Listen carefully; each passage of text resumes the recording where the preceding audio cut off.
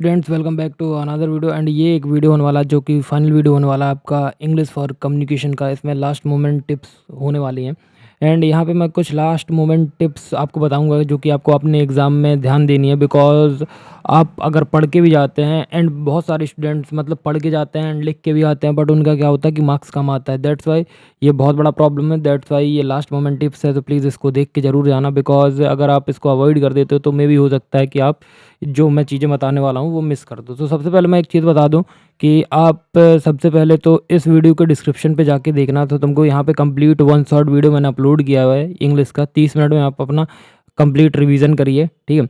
And एक video मैं डालूंगा, इस वीडियो के बाद डालूंगा कि how to get 60+ marks in English for communication. तो देखो भाई, एक बात बता देता हूँ आपको, या इसके पहले भी आ जाएगा। तो सबसे पहले ध्यान रखना कि पहले अपना पूरा रिवीजन कर लो, ठीक है। एंड अब यहाँ पे मैंने लिख के रखा है क्विक रिवीजन, इंपॉर्टेंट टॉपिक और स्मार्ट ट्रिक।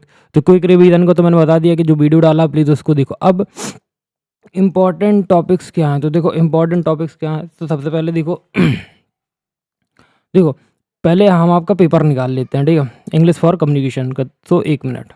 ये देखो मैंने आपका इंग्लिश फॉर कम्युनिकेशन का जो आपका एग्ज़ाम का पेपर है वो मैंने ओपन कर लिया। एंड देखो यहाँ सबसे पहले आपका यूनिट नंबर 1 से भाई बहुत इंपॉर्टेंट है। इंपॉर्टेंट क्या है, देखो सारी चीज़ें बताता हूँ, इंपॉर्टेंट टॉपिक्स ध्यान से सुन लेना, इसी से बता दे रहा हूँ तुमको। एंड इंपॉर्टेंट टॉपिक इंपॉर्टेंट का वीडियो भी डाला हूँ, तो हो सके तो उसको भी देख लेना। तो देखो सबसे पहले आता है change the following sentences into active voice and passive voice. तो भाई देखो active voice and passive voice से तुमको चेंज करने में 7 मार्क्स मिलेंगे एंड ये तुमको फ्री के मार्क्स हैं अगर तुमको ये बन गए, ठीक है। तो भाई एक्टिव एंड पैसिव वॉइस का रिवीजन कर लेना। अगर तुमको नहीं आता है तो प्लीज़ रिवीजन करना बहुत ज़्यादा ज़रूरी है। एंड आई होप आप लोगों से बन जाएगा, इतना तो मैं ट्रस्ट करके चलता हूँ कि आप लोगों से बन जाए, ठीक है। देखो अब आप इतना हो गया, फिर आपको क्या करना है, add the correct prefix and suffix. तो देखो करेक्ट प्रीफिक्स और सफिक्स का यूज़ करके आपको सेंटेंस को कंप्लीट करना है, ठीक है। ये दो चीज़ें हो गई, ये तुम्हारा यूनिट नंबर 1 यूनिट नंबर 2 से। एंड यूनिट नंबर 2 से फिलिंग इन द ब्लैंक्स करना है राइट प्रीफिक्स और सफिक्स का यूज़ करके, ठीक है। तो भाई ये चीज़ हो गई, ठीक। एंड नाउ एक अब आता है एंटोनिम्स है। आपको राइट मतलब बिफोर का एंटोनिम्स बताओ, शॉर्ट को बताओ, नॉइसी को बताओ, dead, poor, tight and tidy. इन सब के क्या बताने हैं आपको, मतलब आपको एंटोनिम्स बताना। तो देखो ये तुम्हारा कहाँ से हो गया, 28 नंबर का तुम्हारा हो गया किस यूनिट से, unit number 1 and unit number 2 से। I hope it's clear. Because देखो अगर तुम यूनिट नंबर 1 और यूनिट नंबर 2 छोड़ देते हो तो तुम्हारा बहुत ज़्यादा प्रॉब्लम हो जाएगी। तो इसलिए तुम ये सारे टॉपिक्स कर लेना। देखो यूनिट नंबर 1 अच्छे से कर लेना, यूनिट नंबर 2 अच्छे से कर लेना, ठीक है। फिर आता है देखो बहुत इंपॉर्टेंट क्वेश्चन है, बहुत इंपॉर्टेंट क्वेश्चन है, बहुत अति से ज़्यादा इंपॉर्टेंट। डिफाइन करो कम्युनिकेशन को एंड कम्युनिकेशन का प्रोसेस। प्रोसेस तुमको पता होगा, प्रोसेस मैं बता चुका हूँ। नहीं पता तो मैं इसी वीडियो पे बता दे रहा हूँ कि प्रोसेस मतलब आप सेंडर के बाद आपका इनकोडिंग के sorry sender message encoding and आपका चैनल, फिर रिसीवर, फिर आपका डिकोडिंग, देन फीडबैक। फिर आपको दूसरा क्वेश्चन क्या है, how written communication is better than oral communication. तो रिटन कम्युनिकेशन क्यों बेटर है ओरल कम्युनिकेशन से, तो ये आपको पता ही होगा एंड ये इंपॉर्टेंट क्वेश्चन है। फिर आपको एक राइट आप paragraph on disadvantage of social media. तो भाई डिसएडवांटेज क्या है सोशल मीडिया के, ये भी लिख सकते हो आप तुम। फिर तुमको एक पैसेज करके आएगा, देखो पैसेज आता है तुमको 7 नंबर पे, मतलब 7 मार्क्स का। तो तुमको इसके आंसर भी देना है, write a precises of the following passage, ठीक है। फिर देखो qualities of good business letter. तो गुड क्वालिटीज़ क्या हैं, मतलब different qualities of good business letter. I hope ये भी तुम कर लेना अच्छे से।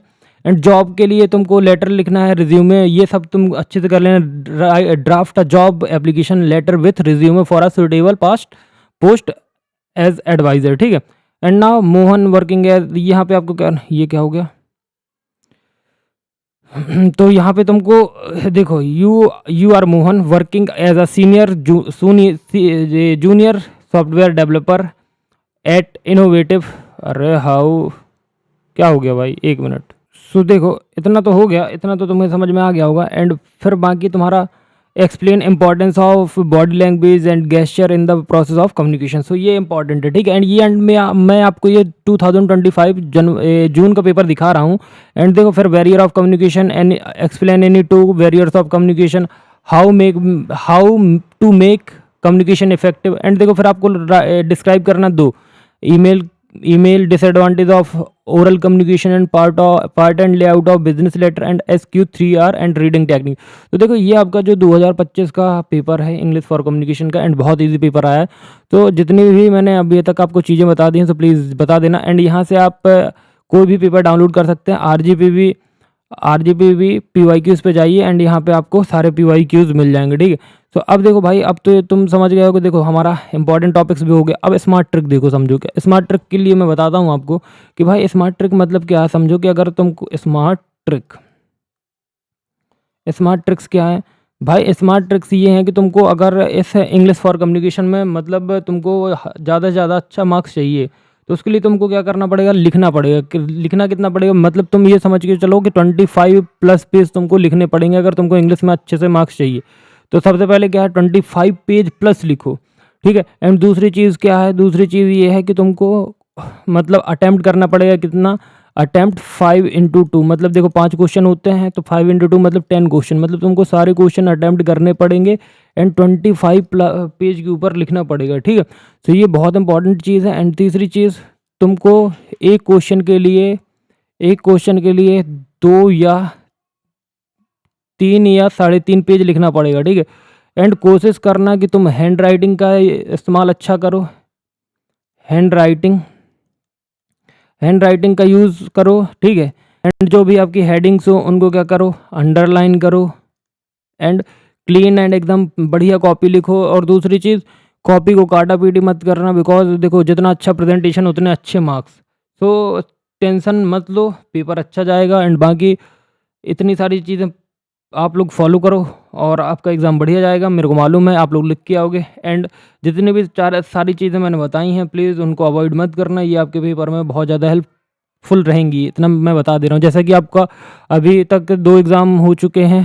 पहला हुआ है आपका केमिस्ट्री का, ठीक है, केमिस्ट्री का बढ़िया एग्ज़ाम गया एंड M1 का, एंड अब आपका 3rd एग्ज़ाम है इंग्लिश का। तो जैसे कि आपने दोनों पेपर में बात मानी है तो प्लीज़ इस पेपर में भी बात मानी है। बाकी इतना ही है मेरे तरफ से आपके लिए कि ये मेरी इम्पॉर्टेंट मतलब लास्ट टिप्स है मेरे लिए, मैं आपको जो दे रहा हूँ।